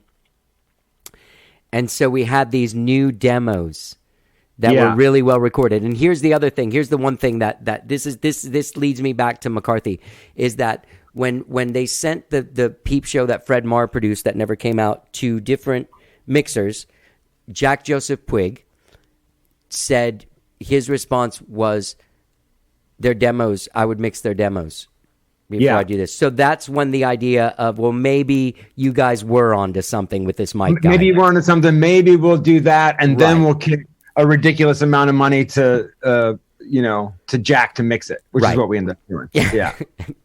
Yeah. Okay, so here is this. So we have these. I remember it was 3 songs on 2 tapes, and on 2 24-track 2-inch reel-to-reel tapes, and we decided that we had to fire our manager, but our manager worked in the same building that the studio was in, and our tapes were in that studio, and we were advised by Lars Ulrich and Peter Paterno, his lawyer, to get him. to fire the guy, but find a way to get those tapes in our possession before we do that. So we enlisted the help of one of a junior employee. No. Like this. No, we did this on our own. We we had a little bit of help from Jason, but he didn't know. He only helped us. Oh, that's right. So hold on. We kept him in the dark. So we devised this plan that the building is a 3-story office building. On the bottom floor is the studio where the tapes are. On the third floor is our manager's office. So in some way, we had to go in there, fire our manager, get the tapes, and go. So what we figured we'd do... And for some reason, we went, and I don't know why. Probably just because it looked cool. But the mode of transportation that we chose was your little 1974 BMW 2002. BMW 2002. That was... Not the getaway car. Yeah. It's not the getaway car, especially when you're driving all the way out to fucking Bee Caves. That car worked out of the 4 years that I owned it. That car worked for a month. It barely drove with 2 people in it, and now we were going to have 3 and put a couple of 2-inch tapes in it. So anyway. So our plan is to go upstairs, fire the manager, immediately enter the elevator, go downstairs to the studio, be like, hey, you mind if we see those tapes for a minute? We're going to go wash them at the car wash or something. I don't even know what we were going to say. So we go in, we steal the tapes. I don't know what the rationale was on how we were going to get them. I think we just went and got them. We steal the tapes. And this is like, our hearts are beating. We're all like, it's like adrenaline's flowing. We're running down the hall. Yeah. Once we got the tapes, we're running, and we're like, go. Made the car. Just go. We get in the car. We're pulling out of the thing. And as we go to pull around, like in front of the building, as we go to pull out in the street, my fucking wheel comes off. Yeah. Of my BMW. Like the wheel just comes off. There's no going anywhere. Yeah. So we stole these tapes. I swear to God, there's only one way in and out of this place, and we're at it. And our manager's office, where he's on the phone looking down at us with our broken wheel car, he's on the phone, surely calling the other manager and telling him, these guys, whatever. And so then at that point, Jason drives by and says, That's right. What's wrong? Like, oh, we broke this. Like, hey, I got to stay here and wait for the tow guy. Will you take these guys back to my house? So you guys took the tapes, these illegal tapes that we had stolen, with an employee from the place that we had stolen them from. Yeah. And he gives you a ride back to your house, or back to my house. Yeah. The tow truck shows up, picks me and my car up, takes me back to my house. We're all like at my house, like, oh my God, I can't believe what happened. Oh my God, man, we're all like adrenaline. We're all telling the story to my ex-wife. Everyone's just like, I can't believe it. This is so intense. It was like this apex moment for us. And then I'm like, I call Lars Ulrich on the phone, and I'm like, Lars, dude, we made it back. We're here. Everything's cool. Yeah, you got the tapes? Yeah, Einar and Jimmy brought them back. You guys got the tapes, right? Did you get the tapes? No, I didn't get the tapes, man. Oh, shit. Yeah. We had to get Jason to come back. Are you fucking kidding me? Like, that was... I thought the thing was then Jason called, and he's like... Or we called Jason. He's like, oh, no, I just took him back and gave him to Martin. Yeah, something ridiculous. Yeah. Okay. All right, so that's where we were at. So then we're granted the chance to record with Mike McCarthy. We call him. He's like, okay, I'll do this record. But you just have to promise me, man, that you're not going to take the record when it's done and have Jack Joseph Puig mix it. No way, dude. No way, man. No, we're in the zone. So we record this record. We record a song every day for like 30 days, a whole song from beginning to end. It was so fun. We had great dinners. We had great hangs with Mike. At, what used to be Brooklyn Bridge. Studios here in town. Right. Yeah. The guy that owned it, Andy, was dating Kim Deal from the Breeders and the Pixies at the time. And so she was around. We used most of the keyboards on that record are hers. Yeah, a lot of them are hers. Yeah, I remember and shit. Going over there and to his place in my car and opening her. She had a pickup truck with one of those camper tops on it. She's like, "Oh yeah, I got a couple things in the truck to see what you need." I opened the camper top, and it was literally like there's nothing in cases. There had to be a half a dozen vintage synths, speaker cabinets, heads, a bunch of guitars and basses, nothing in cases. Like someone just threw it all back in there. It was awesome. But yeah, we the Moog Opus, I remember we used a Tone, and a couple other keyboards that she had. Yeah, that was pretty cool. So let me give a quick inventory. When we go back into the studio to record at Brooklyn Bridge here in Austin, we're back at home. That was the thing, was Lars asked us what we wanted to do and what our ideal situation would be. And we said our ideal situation is just to go back like the way we were doing this before you guys came in and ruined everything for everyone. Yeah, we answer questions in the moment. We're done. We do a song today and we commit to it. We're done. There. Yeah. Yeah. So, all right. So we go in and we do this. At this point, Mike McCarthy's working with us. Jim Valentine, a young Jim Valentine, is assisting, who's like a big engineer and producer now. And Dan McCarroll, our A&R guy, moved to Austin for the time to hang out and be part of our daily routine. And we still had Nick, and we still had Wofford. Wofford never leaves.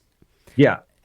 All right, so we go into the studio, we start making this record, what you know as Peep Show, the listeners. And it was an incredible experience. I personally had a great time. I remember I got sick and missed a day towards the end. But otherwise, we were all there all the time. Nobody really came to visit, except I know Patty Griffin and Troy Campbell came to visit once. Charlie Sexton came to visit once. And then... we didn't really have any guests. No.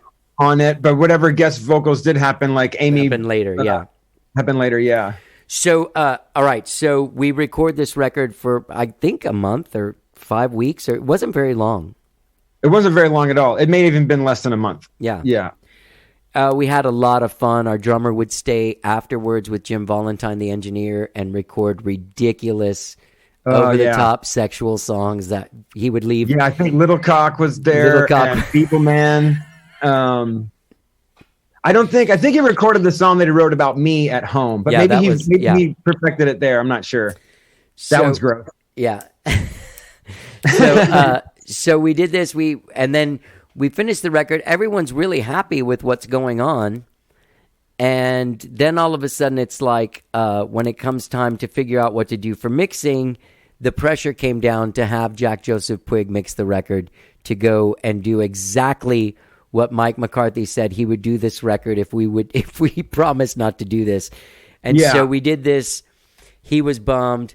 But so then I went and stayed there. I had my own personal sad Oakwood experience. Oakwood by yourself is just like I have nothing to say. Except for one day I saw Pasta News from De La Soul in the little convenience store in the Oakwood. And he said to me, "Hey, man, I didn't know you were in town." And I was like, "Oh, yeah. How long are you in town?" And he's like, "Oh, whatever." He's like, "Where are you working?" I'm like, "Oh, I'm mixing over at Ocean Way with Jack Joseph Puig." He's like, "Oh, cool, man. Whatever, like, can't wait to hear it." So he obviously thought I was someone else. And that was like the coolest thing that happened to me there. Yeah. Other than that, when I was there by myself, I did spend 1 week at the Hollywood Roosevelt because something happened with my Oakwood thing, or maybe we had to stay an extra week or something like that. But Billy Harvey, our dear friend, showed up, and we got to go to the movies together, and that was great. Okay, so during that time of mixing also, Lars Ulrich called one day and said he didn't like the drums on When Will You Be Mine, and that he thought that he should play drums on it, and that he would, on his dime, not ours, not the label, nothing, fly me and the tape up to San Francisco, where they were mixing the S&M orchestra record with Bob Rock, and record with Lars Ulrich and Bob Rock for a night. And for reference, for those of you who are listening and don't know that song When Will You Be Mine, which is probably very possible, that's probably the most delicate song on that record. It's basically a country song that we, made sound like us, but still, if there was any song that you would think would be in the wheelhouse of Lars Ulrich, that's not the last song. Yeah. Not that song. And there was nothing fucking wrong with it. No. Certainly nothing that needed like another drummer. No. I'm not allowed to play it. It was weird. It was weird. I'll never release it to anyone or anything, but if you're my friend, I'll play it for you, because on that recording, that when with Lars playing on it, it's us with Lars on drums and Amy Mann singing backup. So if there's ever a recording with Amy Mann and Lars Ulrich on it, other than that one, I would like to see it because I mean that's what they mean in Ghostbusters by "Don't cross the streams." Exactly. But working with Jack Joseph Puig was interesting. He was a very grandiose dude. We during that time there was a fucked up way that we did things that ended up, I think, probably costing so much because we had thrown the record away. And then Dan had come and lived with us while we were making the record. Everyone was just making sure we didn't fuck anything up again. And so in order to do that, then every day when Jack finished a mix and we got to a place that we agreed was good, that CD and that mix was taken to the airport and flown to San Francisco, where Mike, Lars's assistant, would pick it up and take it to Lars. And just whenever he had a chance to listen to it, then if he needed a change, then that was changed, and a CD was put on a plane to San Francisco from this was done every day. There was a courier that came at a certain time. Yeah. So all being I built remember up. there was one time Jack came up to me and said, I can't do this. That's right, because there was an extra week. I lived at the Oakwood, but over all the time and waiting and all that shit, there was an extra week. Yeah. So I remember, one time Jack coming up to me and just going like, I can't work like this, dude. There's so much shit I could be doing. This is fucked. Like I can mix 2 fucking songs a day if the guy's here. You know what I mean? So, that was kind of a drag. Okay, so anyway, Mike is pissed at us. Yeah. We didn't really hang out with him much during that time after that. But he went on to do great shit. You know, his mixes for if we would have started the process that way, his mixes would probably have been the ones that we used. But we got into that place, or we got pulled into that place where higher dollar amounts were being spent and higher expectations started to become part of the equation. And that's nothing you could do, you know. By the time we were done with it, we had taken $150,000 record budget and pushed it to $750,000. So we did some fucking, I mean, we never even were crazy. No, like we never broke any. The only thing broken. Nope. We never did anything. The only thing broken was that window at Skip Sailor, because Bill was excited because he was really getting on like Warren G or something, or DJ Quick or something. All that expense was basically, the better part of 3 years, for whatever reason, being taken to do something that we proved in the end that we only needed a couple of weeks to do. But upside of Jack Joseph Puig was because he is an eccentric dude, and because he's also a very supportive dude. He is. I watched during that time. He was one of the guys, one of like the 5 guys mixing everything you heard on the radio, right? Yeah. And he, when I would get there at around 11 in the morning or noon, he would be getting off the phone with a guy from a radio promoter from such and such. It's like, why aren't you playing this? Whatever band I did. Yeah. He was very involved with your record after that. So we needed to find a new manager now, because we had gone through that whole thing ourselves without a manager, like making all the decisions ourselves, which I don't know. But we idea. tried. Yeah. And so now it was time to find a manager. So after we mixed and mastered Peep Show, now this is January 2000.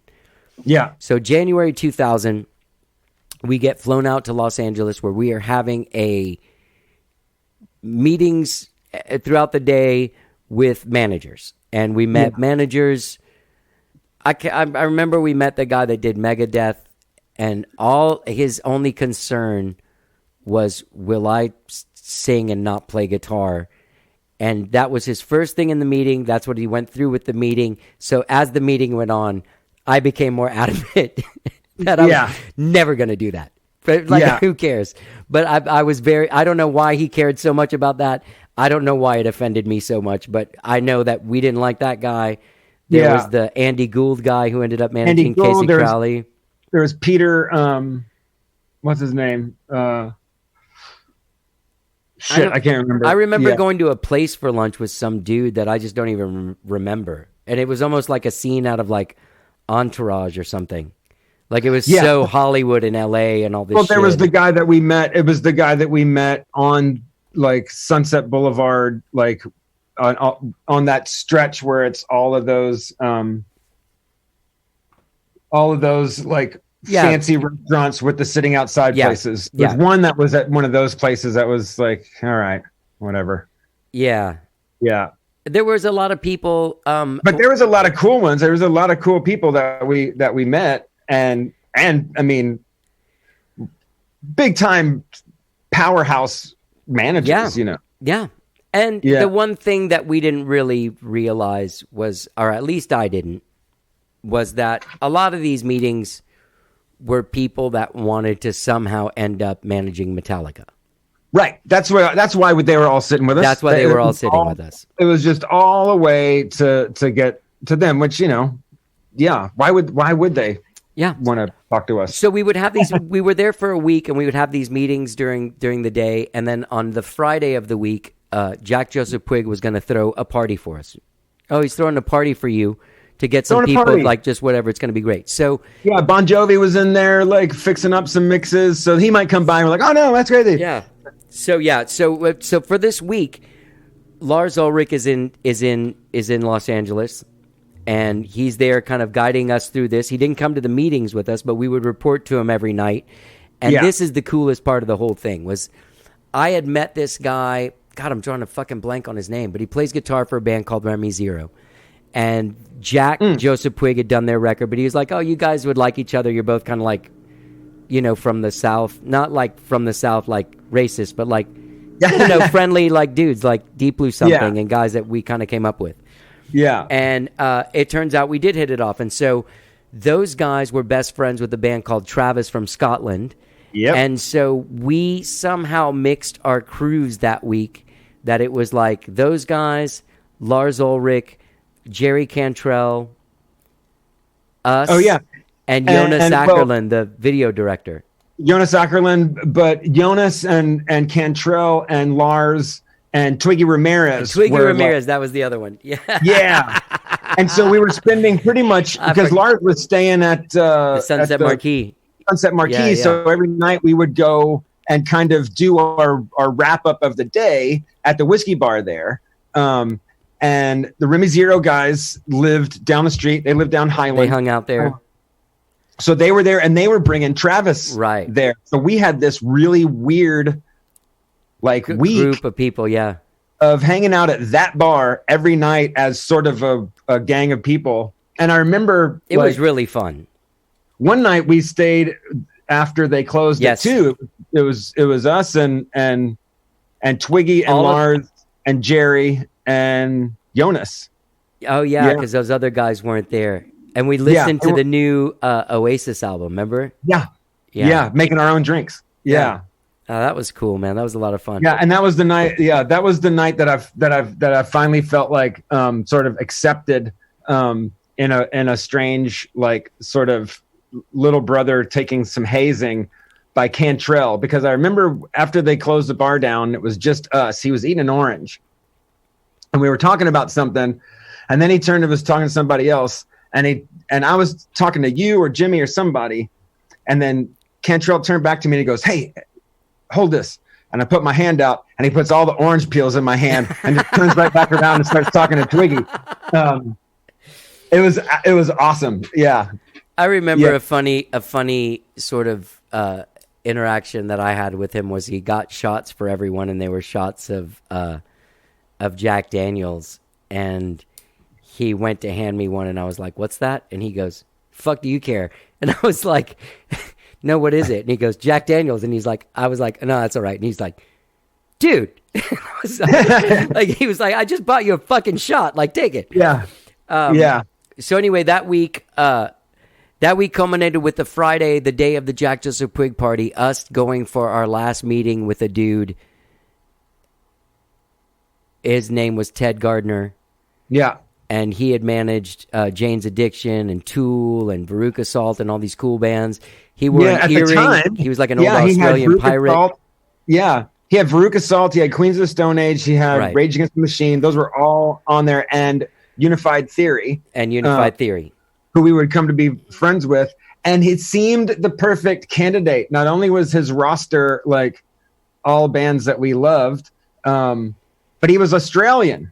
Yeah. Which was just amazing. But what we didn't understand was he gave the best meeting, but he was also sort of at the tail end of his career. Not only because he was wanting to get out of the business, but he ended up getting sick as well. But wasn't like right after we like signed up with him. Didn't like Rage Against the Machine and Queens of Stone Age like bail like the next week or something? Yeah, it was pretty fast. Like and he had also we lucked out when you have a big manager like that. They only show up, when you absolutely need them to. But you have a day-to-day person, and we have this day-to-day person named Julie who is just loved us. She was very awesome. Communicative, very super into our thing. Who's last week of her job with him was the week that our record came out. Yeah. So there was a lot of stuff like that. So there's a lot of just like you can't like nothing you can do about it happenstance. Right. Because our record came out and she's gone. Now we're on the road with Unified Theory, and we haven't even met the person that we're supposed to be talking to, representing us from a management standpoint. No. Yeah. So anyway, the record gets mastered. We have this thing. We have this dinner with this manager. We like him. We decide like that's our guy. And so we, I can't say who else might have, but I know you and I smoked a fatty. Yeah. On the way to this cool party that Jack was throwing for us. Yeah, for sure. And we've been drinking wine the whole time. On our way to wherever we were going, but yeah. But there was like a celebratory, like we found our manager. Now let's go to this party Jack's having. We'll stay there a couple minutes and then we'll go do something else, right? Yeah. So we're high as shit and we walk into Jack's studio in Ocean Way, and it's like fucking Bon Jovi, Richie Sambora, Steve Jones from the Sex Pistols. We got to the party late. People were already there. Sheryl Crow. And it was crazy. Sheryl Crow, yeah. All of No Doubt. Like all of these people. And all of these people. And a bar set up by Jack that was all theme sort of based with colors. Lemon drop drinks and stuff. But so weird because we realized that we're at this place in this party that's, I guess, we're celebrating our record. Our party, and they were playing our record. They were playing our record just like in the thing. But we're like, what the hell? And so, as the sort of like somewhat humble high dudes that grew up like worshiping pop culture and our idols, like the room is all of a sudden like filled with them. And so we retreat to a corner, and I remember people like coming up and going, "Hey guys, come on out." Yeah, everybody was super nice. Here to see you. All these people are kind of here to see you. And we were all like just huddled in a corner, the four of us, like afraid to speak to anyone. Well, I remember one of the main things that was weird was Steve Jones was wearing like a Cosby sweater. So he looked like someone's uncle at that point. He didn't look like Steve Jones from the Sex Pistols anymore. Yeah. I remember, poor thing, I can't remember her name, but she passed away, Anne, who had cancer. Oh, yeah. When she came up to us and said, we were telling her that we were like kind of blown away by all the stars in the room. She's like, "You guys ever heard of Ed Too Tall Jones?" And we're like, "Yeah, of course, man. We're all from Texas. We're of that age. Like we grew up watching him play football. Yeah, of course. We know Too Tall Jones." She's like, "Well, he raped me." I don't mean to laugh. Right. You remember what a weird fucking out of the blue. That's when we were like, okay, now we're going to go see the party. Like we're going to leave this conversation. Oh my God, like, yeah. Let me go see see what Richie Sambora has to say. Yeah. So I remember you and I at the bar getting a drink, and he came up right between us, Richie Sambora, and he put his arms around us, and he's like, "Hey guys, I'm Richie." Yeah. Hey, how you doing? I'm Richie. I'm like, holy shit, no kidding. Oh yeah. My favorite memory for myself of that night was when, because Jerry Cantrell had just finished his first solo record. Yeah. Boggy Creek or whatever. Or his it's second called. solo record. Was it the Because second remember, one? I think that he was around that week because Lars was going to sign him and put that record out. Oh, that's right. That's right. So he was there, and he comes and grabs me and is like, dude, you want to hear the new record? And I was like, fuck yeah. So we escape the party and go into the control room and lock the door.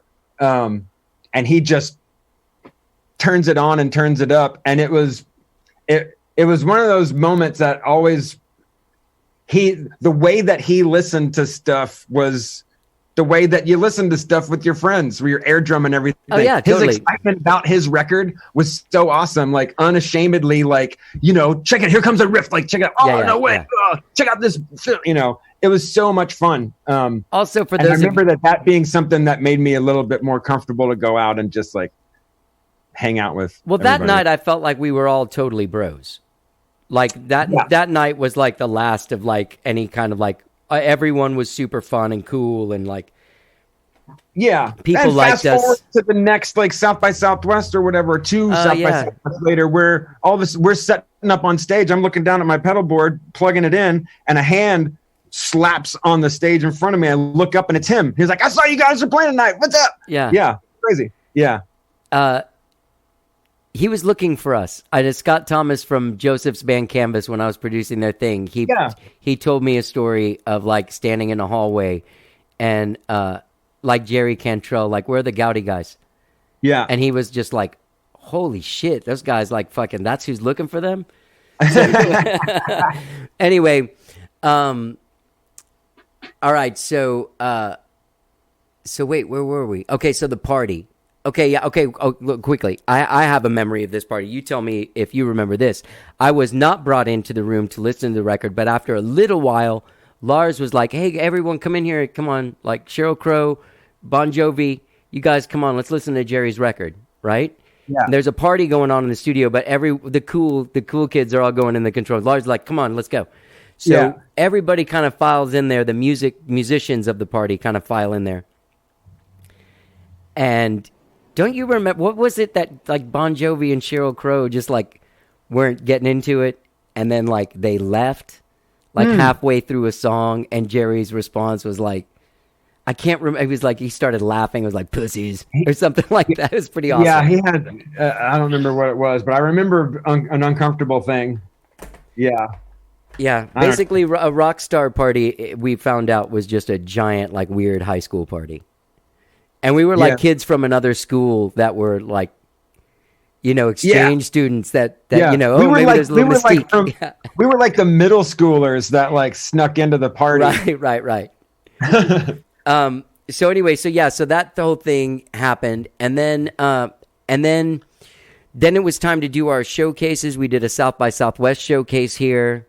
And that was weird. All of our friends were there, but it was also like all these rock people and like Lars. Yeah, it was awesome. Yeah, but luckily it was so jam packed that nobody noticed the entire monitor system seizing on stage the whole time, making the worst sound ever. Yeah, I learned a lesson that night that I kept with me for a long time. When Lars, we thought we had a good show or whatever, and he came up and he's like, what the fuck was that shit with the fucking give me some more monitor thing? I'm like, whoa, the fucking monitors were out, dude. And he was like, that's not these people's problem. Yeah. Like, all right, well, that's a good lesson to learn. You're right. People don't pay to see some guy whine about some shit. Yeah. All right. I remember that. So then we had we did the South by Southwest showcase. That was a good time. Then we did our New York showcase at CBGB's. That was a good time. That one, for me, includes a moment that reminds me of that scene in The Wonders where they meet the president of the record label, because Sylvia Rowan, the president of Elektra, came to that show of ours. Yeah. Here's two things that happened. Once again, Nick Brown. You want to get Fabian out of my face? Yeah, exactly. We had a Fabian out of my face moment with her. Yeah. Which, by the way, it seemed like what our tour manager and sound man, Nick Brown, the English guy that we talked about so lovingly, he had been with us, but we hadn't really been touring much. We did a tour with our friend Ian Moore, and he came out for that. And then now we were doing these showcases, and he was coming out there with us, and we're meeting the president of Elektra for the very first time. She's a woman named Sylvia Rohn. She's basically doing I don't want to talk to you guys. I have no interest in anything you do. I hate you. And our tour manager, Nick Brown, just sees us talking to this beautiful woman. A very beautiful woman. Yeah. And he walks up behind her. He rubs his genitalia all over her butt and goes, "New York City, guys, you ready?" And walks backstage. And we were all just like, oh, shit. It was horrible. Who was it? Somebody came up to us and told us it was no big deal because her best friend was Old Dirty Bastard. Like, they were like, don't worry. That she didn't even notice that. Yeah. But I remember I was like, it's over. So so then the Napster thing started happening with Lars. And that started happening in the spring of 2000 before our record came out. And he had done this thing where he was going to do something. I think they were going to start the lawsuit, and in the lawsuit, the guy Fred Durst, Madonna, and who was the other guy that you said? Dr. Dre. I think Dr. Dre was one of them that came out against, the whole Napster file sharing movement. Yeah. Well, everyone was going to sign this lawsuit, but when it all came time to actually sign it, everybody backed out. Yeah. Except for Lars. So when Lars thought that he had a crew of people and the music industry, it turned out that later that year, and you can look this up, I looked it up again today just to make sure I was right, Napster gave Limp Bizkit $1 million to promote their tour, like as tour support for them. Yep. And to do it like be a sponsor for the tour. And basically they didn't win over Lars. So that was at our New York showcase. A week later we were doing a showcase in Los Angeles. And I told my ex-wife about the Fred Durst thing and how he backed out at the last minute. And I didn't like Limp Bizkit anyway. And I hate him. And I said, what would be awesome is to wear a shirt that says, "Fuck you, Fred Durst" on it at the next showcase in L.A. And my ex-wife, Tracy, was like, yeah, okay, I'll make it. And so she made it. And it had a logo on the front. It's a black shirt. You couldn't really read the logo. But on the back, in red felt letters, it said, "Fuck you, Fred Durst." And so we thought it was funny. Yeah. I mean, at least I thought all of us did. I know I did. And I thought, I was like, how cool. Like when I turn around to do feedback in my amp, this dude's going to know I've got his back. Yeah. Because we liked those guys. We thought they were our friends. And so we're like, I'm going to show this guy at our showcase that I've got his back. And fuck that dude. Don't fuck with our guy. So whatever. Yeah. And boy, that was a very, everyone was like, whoa, what the fuck? Yeah, it didn't work out that way. No, apparently. It did not work out that way. For whatever reason, I don't know. Yeah. So we did this showcase that night, and I remember somebody coming up to me afterwards and kind of cornering me before you and I. Quentin Tarantino was at that show, and I remember you and I going downstairs at the thing and cornering him, and he ended up coming to dinner and stuff with us. Yeah. But we told him that we thought he was a great actor and he should be in more movies as an actor. And then then we realized we should have waited to say that until after dinner because we realized he's just like that all the fucking time. He wasn't acting. No, he's literally just there's a lot of energy coming from that dude. He's a genius, but he's a tough guy to sort of try and talk to. So the next worth a night out, worth one night out, though. Worth one night out. So we went out and partied that night, our successful thing, and the next day, Einar and I were to be in the Elektra offices in a conference room to do a press junket where we sit in a room and different people come in and interview us. And so as they started, people in there, whatever, as these interviews started, this Fred Durst thing was like a deal. It was a scene. Yeah. And the shirt and the whole thing. And whatever. We were doing whatever. We were going down, and I just remember, didn't we get high with the Savia in the middle of the thing? Oh, yeah. On the way. Yeah. No, but he was like, "Hey, guys, you guys need a break." And so we went out there. And so sorry. And it really was questions pointed more specifically at our feelings on this Napster and this thing that we didn't even really understand. Nobody understood it. And I mean, proof in the pudding is, the general public at the time, and the temperature was all that somehow Lars and Metallica and anybody that wasn't down with Napster and file sharing was somehow not down with their fans. But, right. Those were smoke signals going up. And what Lars and all them were trying to do at that point was trying to save us from what we're dealing with now, which is the devaluation of intellectual property. He was, he was trying to help a band like us who could not afford to have 40,000 free downloads. That's the thing that he told you and me outside of the Carnegie Hall. Yeah. Because we were like, oh, and people just mad because they think you're trying to just get richer. And he was like, it's not me. Yeah, it's for you guys. It's for you guys. Not Goudie the band, but for all Goudie bands. Yeah, all new bands, taking a shot, when 40,000 records could be the difference, or probably would be the difference between a second record getting made or getting dropped. There has to be some sort of regulation on that. That's what they tried to do 20 years ago, and they're still fighting that fight. Still. Now the general public kind of understands a little bit more about what that fight was about then. But what was I going to say also about shit. Anyway, yeah, that was weird. Oh yeah, and plus, like, your first big interview junket like this about your debut record, and like that's not the stuff you want. Like, yeah, talking about that stuff was just a bummer. It was just like, no, we want to talk about how cool we think we are about this record that we made. How about that? So let's not talk about Metallica. We don't know. Yeah. So that day ends, and we think it's weird. And I don't know what happened that night. We did something. Probably went to the whiskey bar again and hung out with people. Probably. And then the next morning, that might have been the night I passed out on Highland Boulevard after the Remy Zero party. No, that was that was a different time. But so we get up the next. Oh, maybe that was that night. But we get up the next morning and we go to meet our manager, and he comes out. And at this point, this isn't really normal. That's right. And he comes out and he's like, "Man, so what do you guys want to do about this?"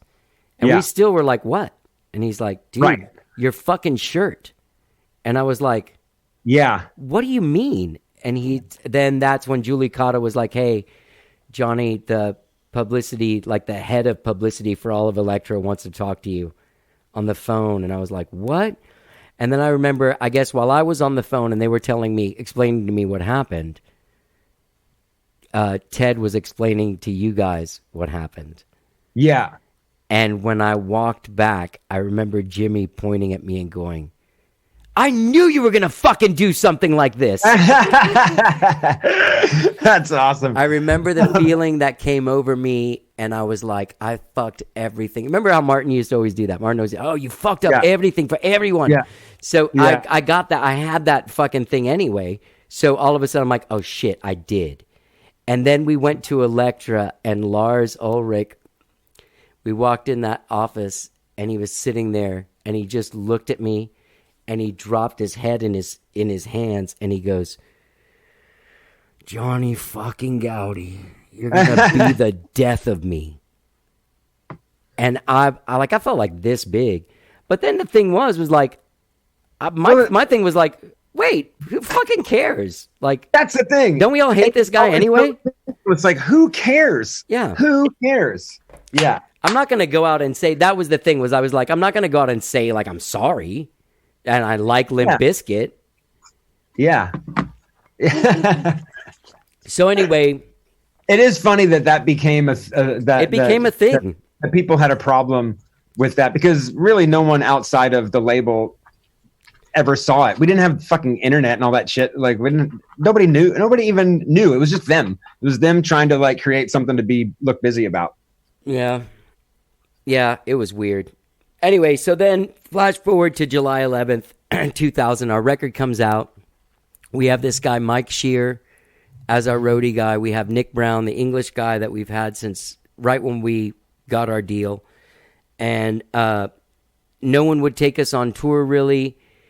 So we knew that our managers also managed this band, Unified Theory, and they were kind of in the same boat that we were. That band was like a couple of dudes from Blind Lemon or Blind Melon, and the drummer Dave Aberzies from Pearl Jam 10, and this great singer named Chris Shin, who we're both still friends with to this day. Mm-hmm. Wait, not Aberzies. No, Dave Cruisin. Dave Cruisin. Sorry.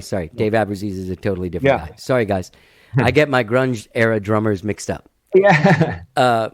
So then we decided that we would do a tour, and I guess our booking agents got together, and that's who we toured with for Peep Show. Yeah, it was awesome. We spent a lot of time with those guys. A lot, all over the country. Yeah. And they were like so much fun. Yeah, but as you know, band. When the record came out, obviously I ended up playing with Chris later in life. Yeah. I did a show with him here like 10 years ago or something at Momo's. Yeah, he was a crucial part of me actually moving to LA when I did. Oh, really? Yeah. He's a good guy. Yeah.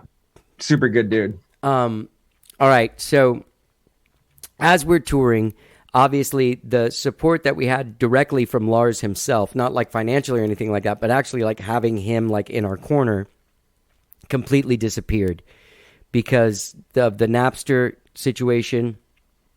And then there was another band that they signed called Systematic, and those guys musically were more his vibe. Yeah. And so he wanted to get into that, and so basically like we toured the United States kind of in a figure eight, and just as we were doing it, like, you know, on my own thing, because I don't want to be like, this podcast is like, well, this thing would have been great if everyone else was involved, but I own the shit, you know, like I could have been a better person, a stronger leader, a less reactive decision maker, a more measured person that came with age and therapy. Well, all of us had baggage that we didn't recognize was affecting things. No. Yeah. And so at this point, like, our day-to-day guy at our management company, we didn't even really know him, and our manager never answered our calls. The label people were kind of annoyed, and they didn't know what to do, and they were going through their own things, and when they don't know how to answer your question of like, hey, I'm in fucking Nebraska somewhere, and what are we doing? Yeah. You know, or when we were in like wherever, and they canceled all those shows, like Sacramento got canceled and all this other thing. Yeah. Remember, we ended up in Vegas. Yeah. You saw that shit. Eventually, that kind of just put this pressure on us and just really made it bleak, and we weren't getting along. And I guess at that point, other people were saying that they weren't happy in the band to the labels and stuff. And so we end up touring from July until December. And in December, we're in New York City, and Lars is at our show. Total surprise. He had a beard. We hadn't seen him since our showcase in LA, maybe. Yeah. And